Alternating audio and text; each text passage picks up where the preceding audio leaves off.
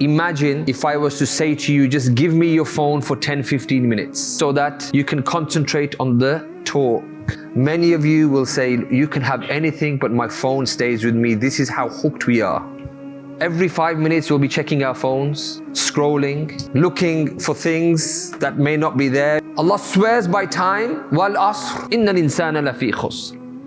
Verily through the passage of time, man is in a state of loss. Yet we have youngsters and people saying, you know, I'm bored, I want to kill some time. These devices are supposed to be things that connect us. Yet many of us feel more disconnected than ever. There could be 6 of you sitting in a room, mother, father, brother, sister, and yet everyone is absorbed in their phone, scrolling away, not talking to each other. I just came back from Umrah a few weeks ago. The amount of people that I saw, and I go regularly, in Masjid Nabawi, in the Haram, instead of reading Quran and focusing on the Quran, everyone was just trapped. 5 minutes of the Quran, and then when you look at the same person, he's just gone. He's gone. And the Quran is just there, sitting there, saying, open me. Allah is saying, maximize your time. إِلَّا الَّذِينَ آمَنُوا وَعَمِلُوا الصَّالِحَاتِ. Everyone by default is in a state of loss, except there's an exception. Those who believe and then they reflect that belief into action. Assalamu alaikum wa rahmatullahi wa barakatuh. Inna alhamdulillahi ta'ala nahmaduhu wa nasta'inuhu wa nastaghfiruh wa na'udhu billahi min shururi anfusina wa min sayyiati a'malina. Ashhadu an la ilaha illallah wahdahu la sharika lah wa ashhadu anna Muhammadan abduhu wa rasuluh sallallahu alayhi wa ala alihi wa ashabihi الذين كانوا يهدون بالحق وبه يعدلون وسلم تسليما كثيرا إلى يوم يبعثون. Brothers and sisters, it gives me great pleasure to be amongst you here in the Ar-Rahmah Faith Center in Leeds. Subhanallah, you guys have grown as a community, as a congregation. Allahumma barik. The last time I was here, I think there was probably half of the amount of people that are here today. So it's always a great reflection of the great efforts of the committee, the imam, all the activities that take place that draw people like yourselves into the masjid. Especially when we discuss important topics like Sheikh Umar Muqaddam mentioned, these small devices here that have this almost magical hold on each and every one of us. You know, I always begin by saying, giving you an example, a hypothetical example. Imagine if I was to say to you, just give me your phone for 10-15 minutes. I'm not going to check your phone. That's between you and Allah. I just want your phone from you so that you can concentrate on the talk. Many of you will say, you can have anything but my phone stays with me. This is how hooked we are. Every 5 minutes we'll be checking our phones, scrolling, looking for things that may not be there, because when you check your messages, you check your SMS, Facebook, there's no notifications, there's no one saying that there's something that needs to be done. However, there's a dialogue taking place in your mind. Inshallah, in today's talk, I'll be unpacking what's happening here. Before we go forward or any further, I just want to set the context. Alhamdulillah, since 2019 or 18, sorry, to be frank in terms of the dates, I have been researching social media, smartphones, how they impact you from an Islamic perspective and from a scientific perspective. And I was absolutely blown away with the amount of research that there is, especially by social scientists, about the negative impact of smartphones on your lives. And I wanted to do something to benefit the local community, in fact the wider community, as Muslims, as du'at, as a'imma, as imams, as people who are representative of the community. It's important for us to talk about issues that will benefit each and every one of you, especially Muslims. So I began to do talks across the country. I began to do workshops. And then alhamdulillah, it took me 2 years, but I managed to put everything together in a book that you see in front of you, Navigating the World of Social Media, from an Islamic viewpoint and from a scientific viewpoint. And this book has 15 chapters that really deals with all of the things that smartphones trap you with. And it offers solutions as well. Because the last thing I want to do is hook you in with what's taking place and then leave you there and say, oh, that's it. It's up to you now. You're just going to live your life like this. I need to provide solutions. How are you going to get out of this digital trap? How are you going to maximize your time in this dunya, especially when we have not much time left in the dunya? Allah subhanahu wa ta'ala tells us in the Quran, many places, the importance of time. اقترب للناس حسابهم وهم في غفلة معرضون. The day of reckoning is getting closer and closer and closer, yet we are too busy on the phone. It's okay. Na'udhu billah. Allah swears by time, wal asr, innal insana lafi khusr. Verily, through the passage of time, man is in a state of loss. Yet, how many times have you heard youngsters, even older people maybe of my age, where we have Allah swearing by time, and we have youngsters and people saying, I'm bored, I want to kill some time. Allah is saying, maximize your time. إِلَّا الَّذِينَ آمَنُوا وَعَمِلُوا الصَّالِحَاتِ. Everyone by default is in a state of loss, except there's an exception. Those who believe and then they reflect that belief into action. Not just talk the talk. Walk the walk. Show Allah that you want to make your time on this dunya 30, 40, 50, 60 years. Allahu A'lam, Allah knows best. When are we going to leave and die and return back to Allah? But at least show something for the time that you have spent here. You can stand on the Day of Judgment and say, Ya Allah, I maximize my time. So how do these devices position you? The paradox is that these devices are supposed to be things that connect us. Yet many of us feel more disconnected than ever. The origin behind these phones was to connect us from across the world, locally, nationally, on a micro level, on a macro level. But if you look at the reality, we as a society and community are more disconnected than ever before.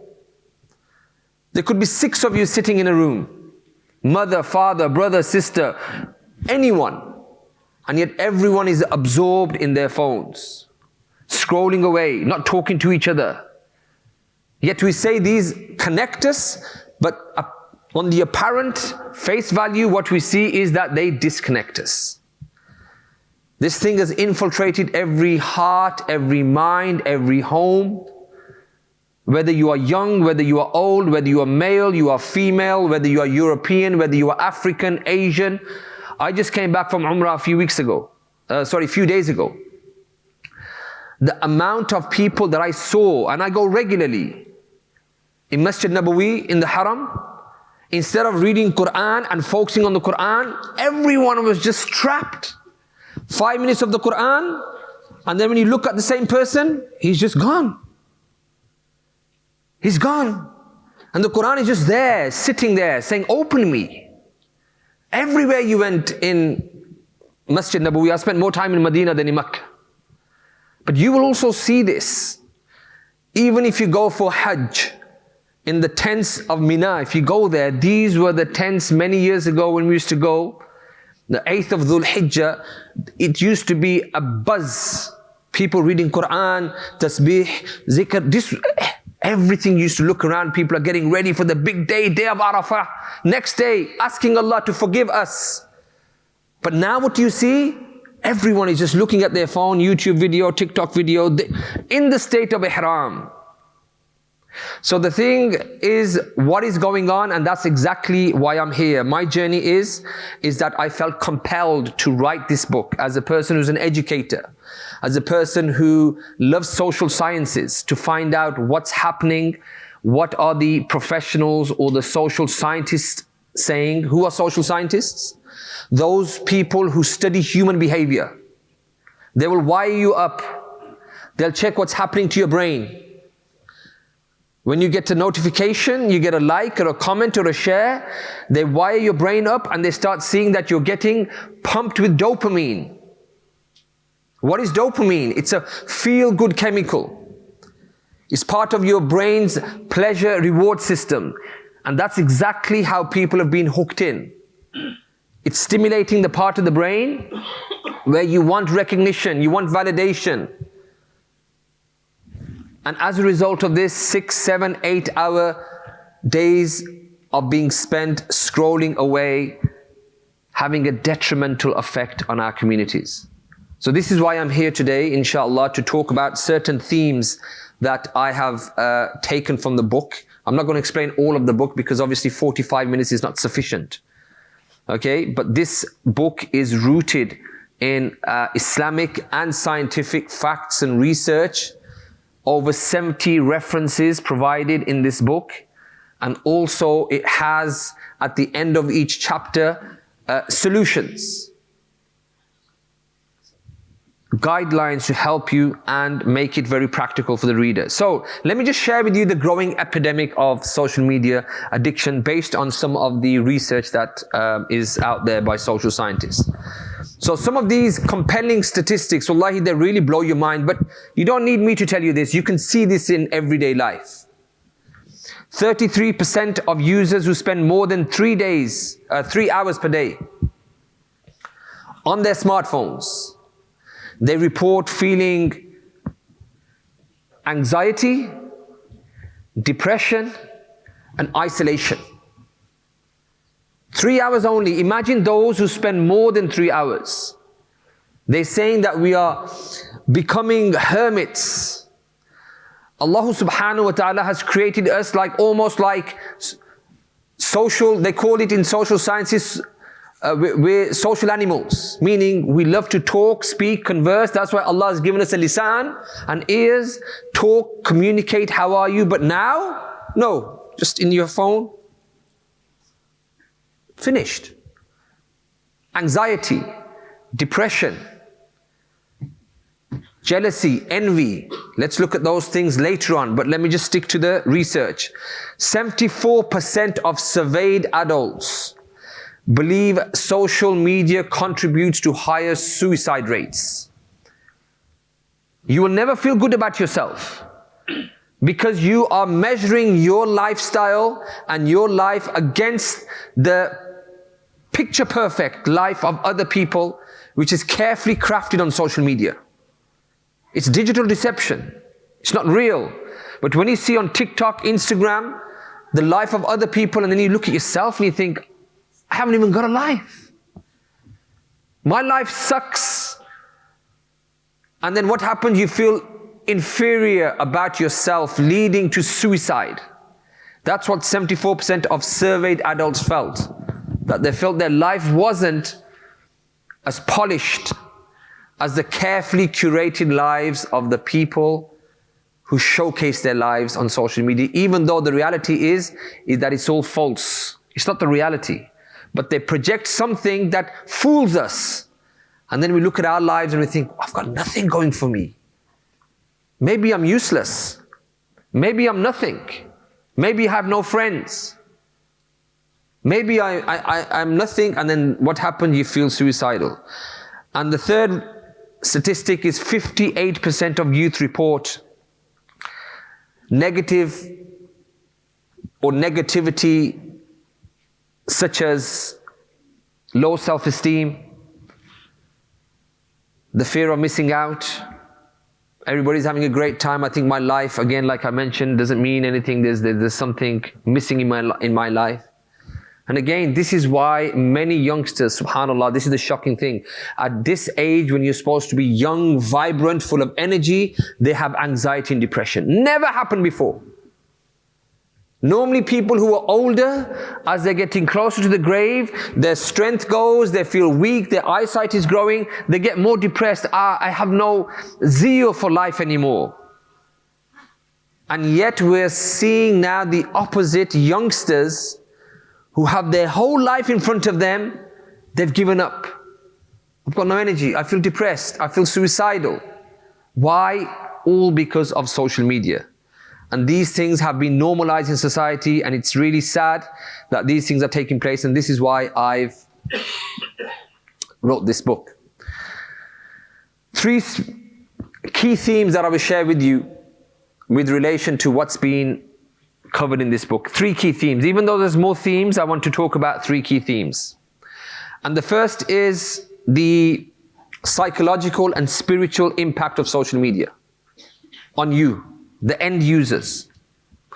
So from a scientific perspective, like I've mentioned before, the evidence is compelling. Mental health, anxiety, depression, loneliness, low self-worth, all these things are linked to people who go on smartphones too much. And also these are linked to the addictive nature of algorithms, how they exploit the dopamine release in your brains. You know dopamine, you know Allah subhanahu wa ta'ala has created the insan, لَقَدْ خَلَقْنَا الْإِنسَانَ فِي أَحْسَنِ تَقْوِيمٍ, that He has created the human being in the best form. Dopamine is something that is supposed to trigger you to get up, motivate, do something, and at the end you get a reward. So for thousands of years, for example, your grandfathers, my grandfather, people from the beginning of time, they had to go out and work, chop wood, put bread on the table. When they put bread on the table, feed the family, dopamine is released. They're anticipating a reward. But when you get pumped with dopamine by sitting at home playing games, smartphones, then the dopamine that was supposed to be channeled towards doing good things is spent on bad things. Because you want the quick fix. You don't want to work for 8 hours. You don't want to read Quran or memorize a hadith, and later on when you go, okay, that's stuck into my head now, I know 30 hadiths, then you get pumped with dopamine in your brain. But you don't want all of these things. You want to sit here, put a picture on Facebook and get the immediate interaction and the validation of people saying, MashaAllah bro, what a great picture. Allahumma barik, alhamdulillah, and you're like sitting there being pumped with dopamine. So your brain is being manipulated by Silicon Valley. Anyone know what Silicon Valley is? It's the heart of the technological world where people like Steve Jobs, iPhone, Facebook, they produce all these apps, Instagram, Twitter, Facebook, to manipulate the part of your brain to keep you hooked. Because they know the brain is a vulnerable part of the human body. So I remember Steve Jobs when he first came out with Apple. His job was to use Apple to take your time and your money, and when he would go home to his house, he would tell his family, make sure you don't have any of these devices in your houses, gadgets. You study, you learn. These things are here for me to make money and for me to manipulate people. Steve Jobs didn't allow his family to use these devices because he knew the danger. So that's from a scientific perspective. Let's look at it from an Islamic perspective. The spirituality, how many people feel weak spiritually? When you're praying, your khushu' is going. Why? Because you can't wait for the imam to do taslim, assalamu alaikum wa rahmatullah, assalamu alaikum wa rahmatullah, straight into your pocket. There's no adhkar, there's no dua. You just want to quickly put your phone out and see what's going on. These are the most important times straight after the prayer for you to sit and ask Allah subhanahu wa ta'ala for whatever you want. But what is happening? There is a dialogue taking place in your brain. It's called the fear of missing out. Where your brain is saying, check your phone, you're missing out. Maybe it's a message, maybe it's a notification, maybe it's a like, it's a comment, it's a share. You put your phone out of your pocket, you check, and there's absolutely nothing there at all. You're not in control of your phone anymore. Your phone is in control of you.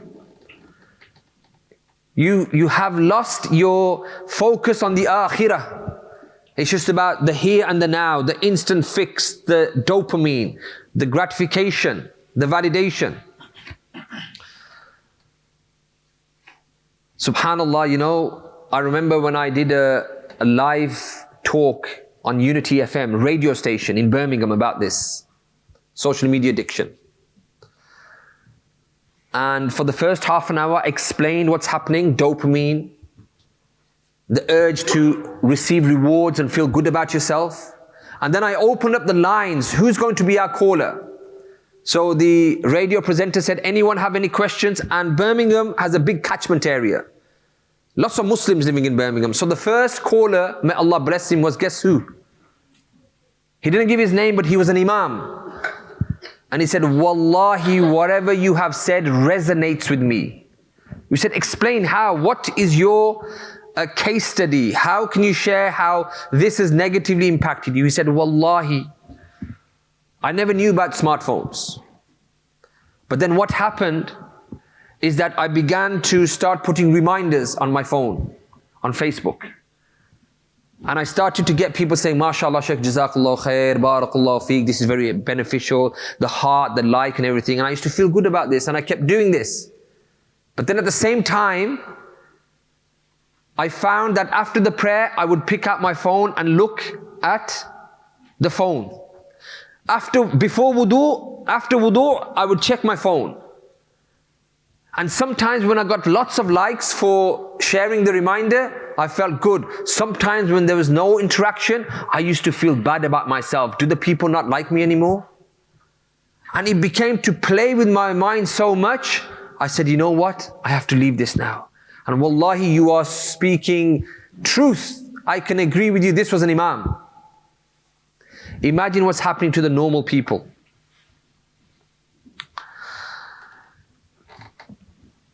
So how does this manipulate your brain, and are you able to fight this social media addiction or smartphone addiction? I always mention this amazing research that was done in the 60s and 70s. Twice it was done. It's called the Walter Mitchell marshmallow theory. And it's always good to revisit this theory because it applies to each and every one of us. There are three types of people sitting in this room here. There are those who are resilient, who can control themselves. There are those who can control themselves sometimes and let their weak side of their soul control them. And there are those who allow the weak side of their soul to control them 100%. They are not in control of anything. Walter Mitchell was a man who wanted to see what motivates people and are they able to resist temptation. So he did this experiment where he gathered 40, 50 young children, took them to a research center. He placed them in different rooms, single by themselves. He had a hidden camera right in the corner. And in front of the child, he placed a box or a plate of marshmallow sweets. Instant validation, instant gratification. Meaning, he said, look, I'm going to leave the room in 10 minutes, or for 10 minutes, sorry. I'm going to leave now. You have a plate, or actually 3 or 4 marshmallows in this plate. If you are able to resist for 10 minutes when I come back, I will give you 8, double. Instant gratification versus delayed gratification, deferred gratification. Are you able to resist knowing you will get double reward? Or are you going to press the self-destruct button and say, I don't care if you bring me 50 boxes, I'm just going to eat now. Temptation is overwhelming. He wanted to check this behavior. So what happened?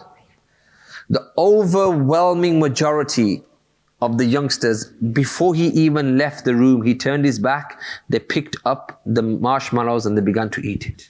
They couldn't resist. You know, the first people who are willing to jeopardize everything, you're working, you know your boss is going to be here any second, but you're willing to take the risk. You're driving the car, your family's in the back, but you still want to check your phone as you're driving. You want the instant validation. Maybe somebody's liked my post. Maybe I've got a message. You want it now. That was the first group. The second group, they allowed the researcher to go. They thought they were cleverer. The researcher went, 5 minutes later, he's not back. Maybe he's going to be back in 5 minutes. Who's going to know anything? They picked up the sweet and they licked the sweet. Nobody's going to know. Put the sweet back. They didn't know there was a hidden camera there. Try to be clever. And the third group, which was only a handful, they were amazing. Let me explain what they did. They were, from the smaller group, there were only two types of people. They did two different types of actions. One action was that they picked up the plate and they put it over there. A concept that we know as out of sight, out of mind. If you have nothing there that you can see, how is it going to tempt you? If you're watching explicit material that is haram and zina for the eyes, how is it going to tempt you if you don't have your phone in the first place, knowing you have a weakness?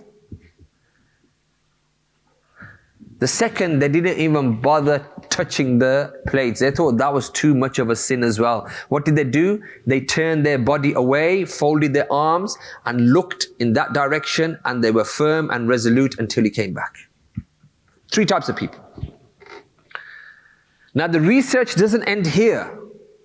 He wanted to follow these people for 30 years or so and see how their choices impacted the type of people they would come or become in life. And this is the important lesson.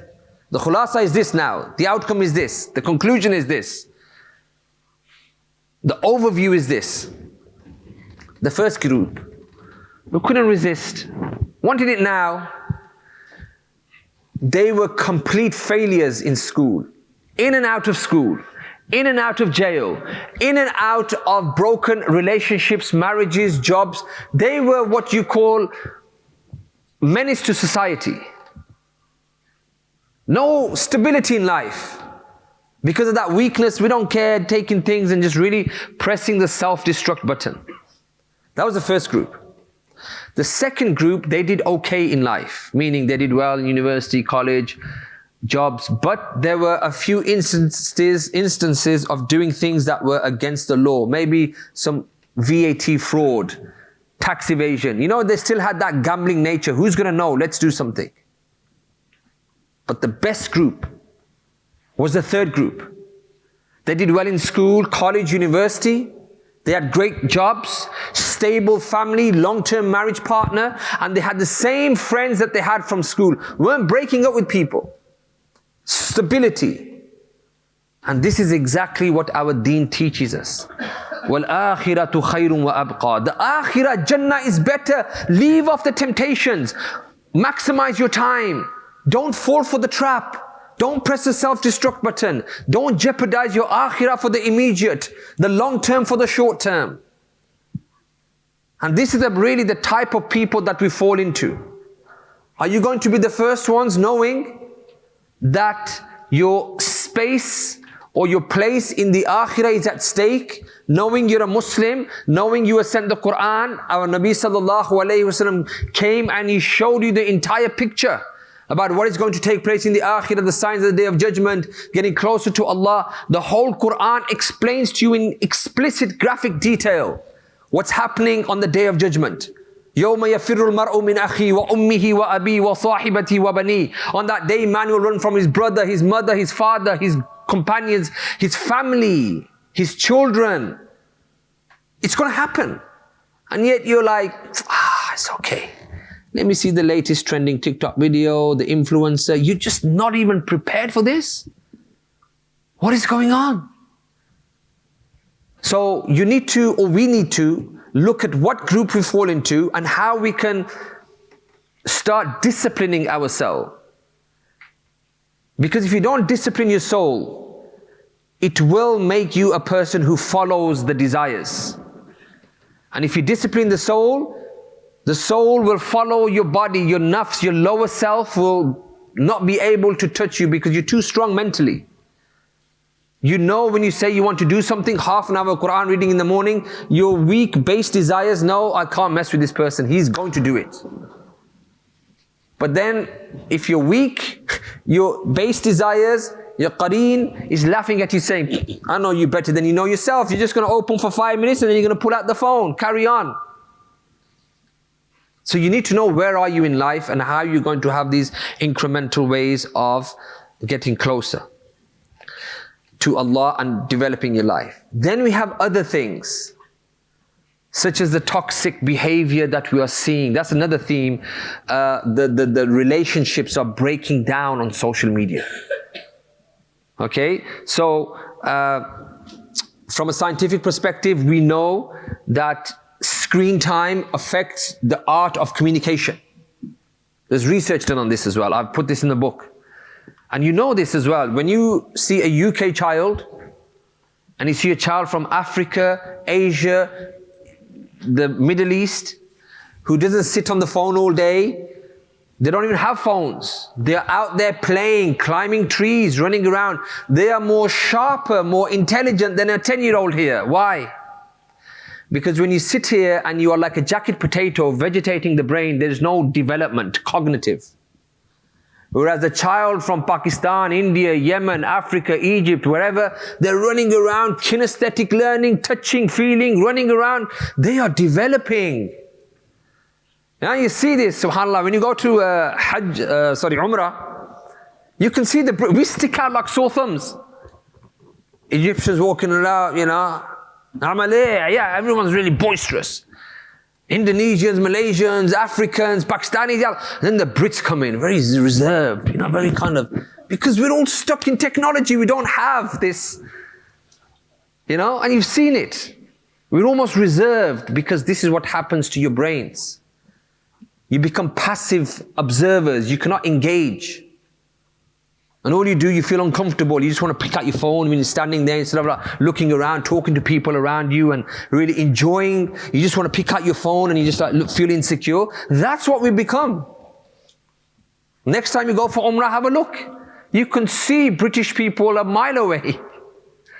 They look very kind of insecure, yet everyone else who doesn't have these devices as much as we do, they are enjoying themselves, they are loud, boisterous, they are looking around at everything around them. We're just looking around, looking at the phone, just sitting down, looking around, looking at the phone. We're just trapped.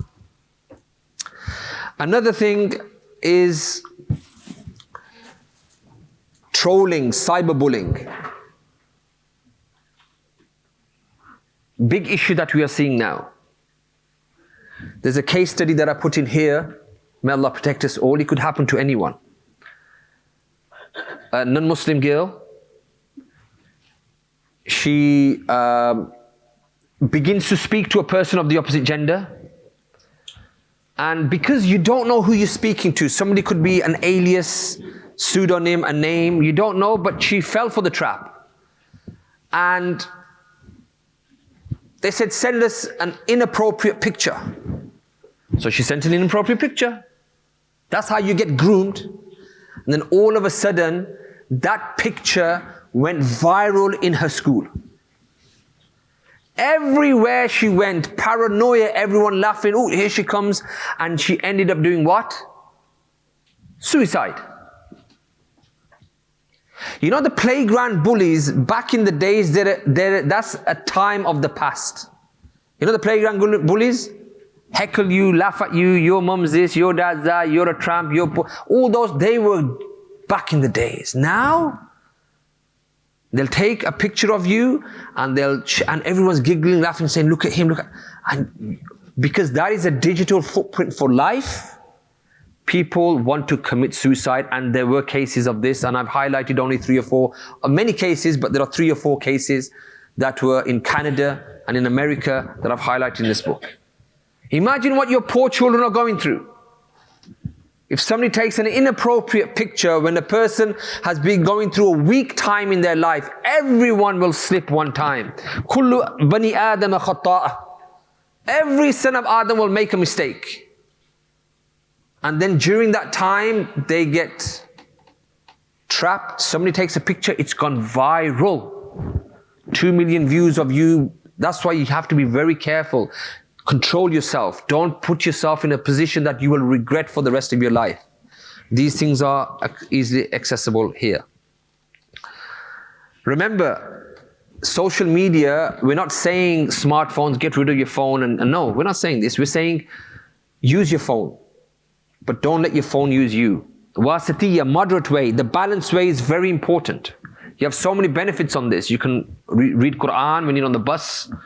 You can purchase things, Amazon, you can online banking. We're not saying get rid of your phones, but we have to use the phones appropriately where they do not jeopardize your time. Another important thing I wanted to mention was some of the things such as ayn, evil eye.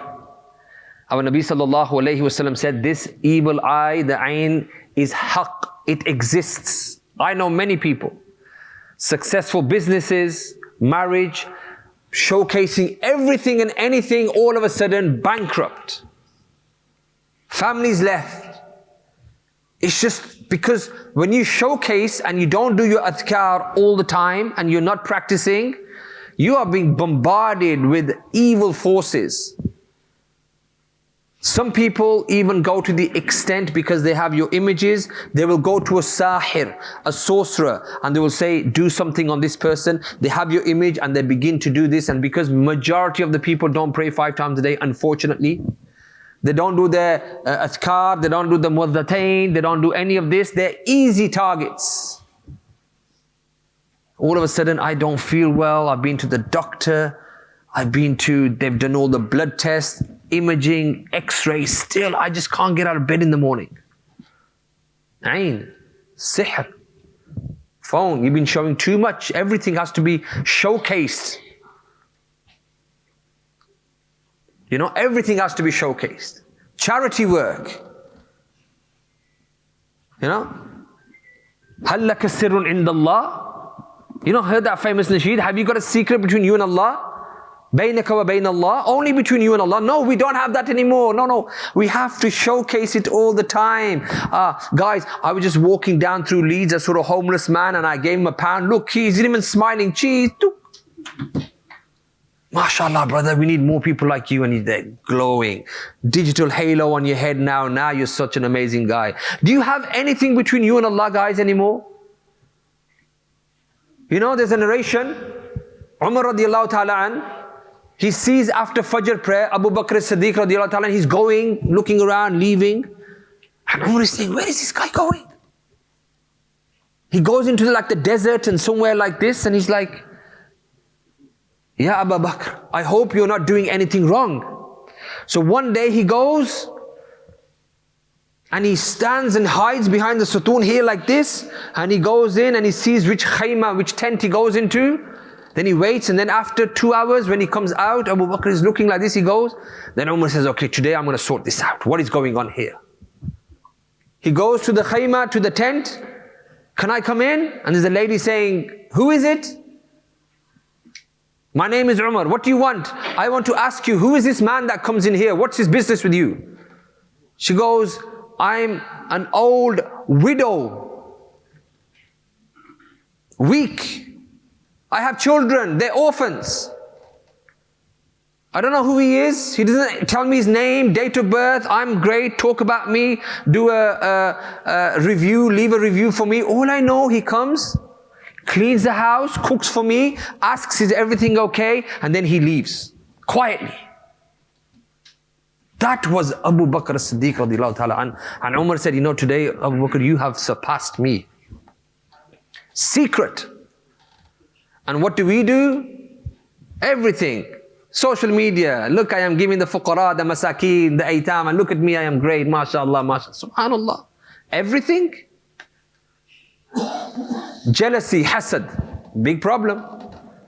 I always say this, if the brothers of Yusuf alayhi salam, his other 10 brothers, stepbrothers, if they came from a strong lineage, they were the sons of who? Yaqub alayhi salam. Who is Yaqub alayhi salam, the son of? Ishaq alayhi salam. Who is Ishaq alayhi salam, the son of? Ibrahim alayhi salam. Strong prophetic lineage, yet still Shaitan came and he impacted the heart, saying, Dad loves Yusuf more than he loves us. Let's get rid of Yusuf. Let's throw him in a well. Let's kill him. Let's say to Dad, we don't know what happened. A wolf killed him. Look, here's his shirt stained in blood. What do you think is happening to you when you are showcasing everything on social media? Are people not getting jealous of your life? jealous, envious, hatred. All these are negative emotions. They don't feel good for you. Don't say, oh, mashallah, he's great. Deep down they're saying, I hate this guy, he's always a show-off. It's a human condition. It's a disease of the soul. So that's also something that's happening. And that's it really. I'm looking at the time, we don't have much time, I'm going over. Really, I need to do like a full one-day seminar to really unpack everything. But the great news is you have everything in the book that you will be able to get on the way out. Inshallah, this book is available. Like I mentioned, it's got solutions for every problem, and also it addresses many of the issues that are taking place in social media. Okay, so I just want to conclude by saying, you've seen the danger of social media. You don't even need me to give you this talk. Deep down, you know that you are struggling. Wallahi, I only have Facebook. I have no Instagram account, no YouTube account, no TikTok, no Twitter. And sometimes when I upload something on Facebook, somebody says, you're doing a talk, can you upload the poster for us? Sometimes when I activate my Facebook, sometimes I find myself just getting lost for scrolling for 20 minutes. Imagine if I had Instagram and TikTok and Twitter and all these, I would, so what's happening with everyone else if you've got all these accounts? You're losing yourself in the sea of procrastination, loss of focus and productivity, and that's the opposite side of the spectrum. As a Muslim, you're supposed to be a person who has a vision, a strategy, a goal, to be the best person and the best version of yourself.